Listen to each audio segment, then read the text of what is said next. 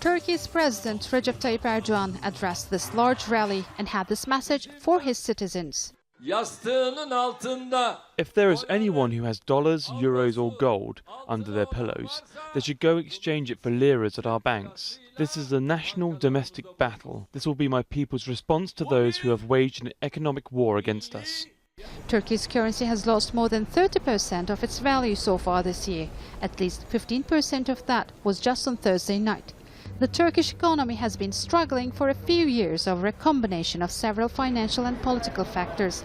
The lira tumbled even faster after June's presidential election, which gave all executive powers to President Erdogan. I wish that the AKP or Mr. Erdogan and his A-team would be very ready to give a robust economic program the day after they have been elected. Unfortunately, they're a little bit late on that. As a growing but fragile economy, the lira was not protected against any currency speculation, especially after the 2016 failed coup. And Turkey's continuing dispute with the United States over a variety of issues has not made things easy. The most urgent disagreement has been its detention of an American pastor named Andrew Branson, who is on trial on terrorism charges.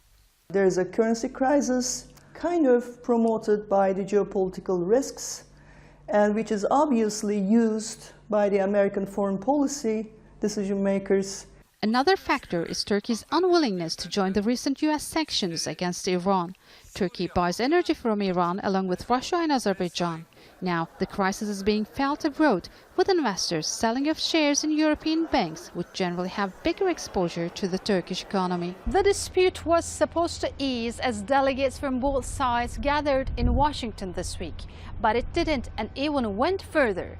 Turks say the United States is trying to beat them with a financial stick, and some even believe it's just a political move by President Trump ahead of November's critical election.